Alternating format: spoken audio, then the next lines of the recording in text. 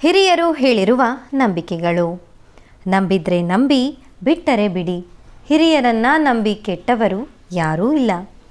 ಮನೆಯಲ್ಲಿ ಕಸ ಗುಡಿಸಲು ಒಂದೇ ಪೊರಕೆಯನ್ನು ಬಳಸಬಾರದು. ಹೊರಗಡೆ ಗುಡಿಸಲು, ಮನೆ ಒಳಗೆ ಗುಡಿಸಲು ಅಂತ ಬೇರೆ ಬೇರೆ ಪೊರಕೆಯನ್ನು ಇಟ್ಟುಕೊಳ್ಳಬೇಕು. ಮನೆ ಒಳಗೆ ಹೊರಗೆ ಗುಡಿಸಲು ಒಂದೇ ಪೊರಕೆ ಬಳಸಿದರೆ ಗ್ರಹಚಾರ ಕೆಡತ್ತೆ, ದರಿದ್ರ ಒಕ್ಕರಿಸುತ್ತೆ. ಯಾವುದಾದ್ರೂ ಶನಿದೇವರ ದೇವಾಲಯಕ್ಕೆ ಹೋಗಿ ಬರುವಾಗ ಬೇರೆ ದೇವಾಲಯಕ್ಕೆ ಹೋಗಿ ಮನೆಗೆ ಬಂದರೆ ಪೂರ್ಣ ಶುಭ ಫಲ ಇರುವುದು. ಆಂಜನೇಯ ದೇವರ ಪೂಜೆ ಮಾಡುವ ಮುನ್ನ ರಾಮದೇವರ ಪೂಜೆ ಅಥವಾ ಪ್ರಾರ್ಥನೆ ಮಾಡಿ ನಂತರ ಆಂಜನೇಯ ದೇವರ ಪೂಜೆಯನ್ನು ಮಾಡಬೇಕು. ಮನೆಯ ಹತ್ತಿರ ಯಾವುದಾದ್ರೂ ಮಂತ್ರಿಸಿದ ನಿಂಬೆಹಣ್ಣು ಯಂತ್ರಗಳು ಬಿದ್ದಿದ್ದರೆ ಅದರ ಮೇಲೆ ತುಳಸಿ ನೀರು ಹಾಕಿ. ಯಾವುದೇ ತರಹದ ಮಾಟ ಮಂತ್ರಗಳು ಕೆಲಸ ಮಾಡುವುದಿಲ್ಲ. ವೀಳ್ಯದೆಲೆ ತುದಿ ಹಾಗೂ ತೊಟ್ಟು ತೆಗೆದು ತಿನ್ನುವವರ ಮನೆಯಲ್ಲಿ ಲಕ್ಷ್ಮಿ ವಾಸವಿರುತ್ತಾಳೆ. ವೀಳ್ಯದೆಲೆ ತುದಿ ಹಾಗೂ ತೊಟ್ಟು ತೆಗೆಯದೆ ತಿನ್ನುತ್ತಿದ್ದರೆ ಲಕ್ಷ್ಮಿ ನಿಲ್ಲುವುದಿಲ್ಲ. ಮನೆ ದೇವರ ಪೂಜೆ ಮಾಡದೆ ಯಾವುದೇ ಜಪ ಹೋಮ ಮಾಡಿಸಿದರೂ ಫಲ ಕೊಡುವುದಿಲ್ಲ. ಸ್ನೇಹಿತರೆ, ಪೂರ್ತಿ ಮಾಹಿತಿಯನ್ನು ತಿಳಿಯುವುದಕ್ಕಿಂತ ಮುಂಚಿತವಾಗಿ ನೀವೇನಾದರೂ ಮೊಟ್ಟ ಮೊದಲನೇ ಬಾರಿಗೆ ವೀವರ್ಸ್ ಲೋಕ ಚಾನಲನ್ನು ನೋಡ್ತಾ ಇದ್ದರೆ ದಯಮಾಡಿ ಚಾನಲನ್ನು ಸಬ್ಸ್ಕ್ರೈಬ್ ಮಾಡಿಕೊಳ್ಳಿ. ವಿಡಿಯೋ ಕೆಳಗಡೆ ಇರುವಂತಹ ಬೆಲ್ ಐಕಾನನ್ನು ಒತ್ತಿ ಅದರಲ್ಲಿ ಆಲ್ ನೋಟಿಫಿಕೇಷನನ್ನು ಮರೆಯದೆ ಕ್ಲಿಕ್ ಮಾಡಿಕೊಳ್ಳಿ. ಹಾಗೆ ಕಾಮೆಂಟ್ ಬಾಕ್ಸ್ನಲ್ಲಿ ಅಮ್ಮ ಮಹಾಲಕ್ಷ್ಮಿ ಶ್ರೀಮನ್ನಾರಾಯಣರ ಸಮೇತ ನಮ್ಮ ಮನೆಗೆ ಬಂದು ಸ್ಥಿರವಾಗಿ ನೆಲೆಸಮ್ಮ ಅಂತ ಕಾಮೆಂಟ್ ಮಾಡಿ. ಅಮ್ಮನವರ ನಾಮಸ್ಮರಣೆ ಆಗತ್ತೆ, ಅದರ ಜೊತೆ ಅದೃಷ್ಟ ಕೂಡ ಪ್ರಾಪ್ತಿಯಾಗತ್ತೆ. ಸರಿಯಾಗಿ ಶ್ರದ್ಧೆಯಿಂದ ಮನೆಯಲ್ಲಿ ವೈದಿಕ ಮಾಡದೆ ಪಿತೃದೋಷ ನಿವಾರಣೆಗೆ ಪೂಜೆ ಮಾಡಿಸಿದರೆ ಫಲ ಕೊಡುವುದಿಲ್ಲ. ಮನೆಯಲ್ಲಿ ಒಂದು ಹೊತ್ತಾದರೂ ಒಲೆಯ ಬೆಂಕಿ ಉರಿಸದೆ ಸದಾ ತಂಗಳು ತಿನ್ನುತ್ತಿದ್ದರೆ ಅದು ದಾರಿದ್ರ್ಯದ ಲಕ್ಷಣ. ನಿಮ್ಮ ಮನೆಯಲ್ಲಿ ಹಿರಿಯರು ಹೇಗೆ ಕಳಶ ಸ್ಥಾಪನೆ ಮಾಡಿ ಪೂಜೆ ಮಾಡುತ್ತಿದ್ದರೋ ಅದೇ ರೀತಿ ಪೂಜೆ ಮಾಡುವುದು ಕೂಡ ಬಹಳ ಶ್ರೇಷ್ಠ. ಗಂಡ ಹೆಂಡತಿ ಹೊತ್ತು ಗೊತ್ತಿಲ್ಲದೆ ಸಂಭೋಗ ಮಾಡಬಾರದು.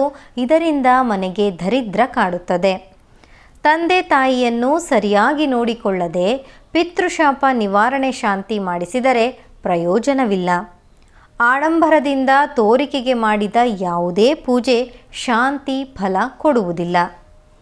ಮನೆಯ ಯಜಮಾನ ಯಾವಾಗಲೂ ಹಣೆಗೆ ಒಂದು ಗಂಧದ ಬೊಟ್ಟು, ಭಸ್ಮದ ಲೇಪನ ಅಥವಾ ಕುಂಕುಮದ ತಿಲಕ ಇಡಬೇಕು.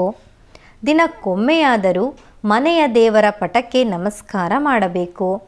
ಮನೆಯ ಯಜಮಾನಿ ತಲೆ ಕೂದಲು ಬಾಚಿ ಹಣೆಗೆ ಕುಂಕುಮದ ಬೊಟ್ಟು ಇಟ್ಟು ಮುಡಿಗೊಂದು ಹೂವನ್ನು ಮುಡಿದಿರಬೇಕು. ಇಂಥ ಪಾವಿತ್ರಿಕ ಕೆಲಸಗಳಲ್ಲಿ ಕೊಂಚವೂ ಶ್ರದ್ಧೆ ತೋರಿಸದೇ ಇದ್ದರೆ ಅಲ್ಲಿ ದರಿದ್ರ ಲಕ್ಷ್ಮಿ ಇರಬಹುದು. ಸ್ತ್ರೀ ಶಾಪ, ಮಾತೃನಿಂದನೆ ಇದು ನೀವು ಎಷ್ಟು ಶಾಂತಿ ಮಾಡಿಸಿದರೂ ಸಹ ಪೂರ್ಣವಾಗಿ ಹೋಗುವುದಿಲ್ಲ, ಕಾಡುತ್ತಲೇ ಇರುತ್ತದೆ. ಸಿಕ್ಕಿದ ಕಡೆ ಸರ್ಪಹತ್ಯೆ ಮಾಡೋದು, ಸರ್ಪಗಳ ಹುತ್ತವನ್ನು ಹೊಡೆದು ಹಾಕೋದು, ವೃಕ್ಷಗಳ ಛೇದನ ಮಾಡೋದು, ಈ ರೀತಿ ಮಾಡುವವರಿಗೆ ಯಾವ ಪೂಜೆಯೂ ಸಹ ಫಲ ಕೊಡುವುದಿಲ್ಲ. ಶನಿದೇವರು ಕರ್ಮಕಾರಕ, ಯಾರನ್ನು ಬಿಡುವುದಿಲ್ಲ. ದೇವರ ಮನೆಗೆ ಪ್ರತಿದಿನ ಸ್ನಾನ ಮಾಡಿ ಶುದ್ಧ ವಸ್ತ್ರವನ್ನು ಧರಿಸಿಯೇ ಪ್ರವೇಶ ಮಾಡಬೇಕು. ರಾತ್ರಿ ಮಲಗಿದ ವಸ್ತ್ರದಲ್ಲಿ ಅಥವಾ ಅಶುಚಿಯಾದ ವಸ್ತ್ರವನ್ನು ಧರಿಸಿ ಹೋಗಬಾರದು. ಸ್ನಾನ ಮಾಡದೆಯೇ ದೇವರ ಮನೆ ಪ್ರವೇಶವನ್ನು ಮಾಡಬಾರದು. ದೇವರ ಪೂಜಾ ಸಮಯದಲ್ಲಿ ಪುರುಷರು ಪಂಚೆ ಶಲ್ಯ ಮತ್ತು ಸ್ತ್ರೀಯರು ಸೀರೆ ಧರಿಸುವುದು ಶುಭ. ದೇವರ ಮನೆಯ ಕಸವನ್ನು ಒಂದು ಬಟ್ಟೆಯಿಂದ ಗುಡಿಸಬೇಕು. ಮನೆಯ ಹೊಸ್ತಿಲನ್ನೂ ಸಹ ಬಟ್ಟೆಯಿಂದ ಒರೆಸಿ. ಪೊರಕೆಯನ್ನು ಬಳಸಬೇಡಿ. ಸ್ಟೀಲ್ನಿಂದ ತಯಾರಿಸಿದ ಯಾವುದೇ ಪೂಜಾ ದೀಪಗಳು ಸಾಮಗ್ರಿಗಳು ದೇವರ ಮನೆಯಲ್ಲಿ ಬೇಡ. ದೇವರ ವಿಗ್ರಹಗಳನ್ನು ಗುರುವಾರ ಸೋಮವಾರ ಶುದ್ಧ ಮಾಡಬಹುದು. ಮಂಗಳವಾರ ಶುಕ್ರವಾರ ಬೇಡ.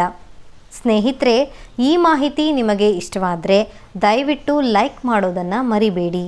ಹಾಗೂ ಮತ್ತಷ್ಟು ವಿಡಿಯೋಸ್ಗಳಿಗಾಗಿ ನಮ್ಮ ಚಾನಲನ್ನು ಸಬ್ಸ್ಕ್ರೈಬ್ ಮಾಡಿ. ಇನ್ನು 10 ಜನರಿಗೆ ಈ ವಿಡಿಯೋವನ್ನು ಶೇರ್ ಮಾಡಿ. ಕೇಳಿದ್ದಕ್ಕಾಗಿ ಧನ್ಯವಾದಗಳು.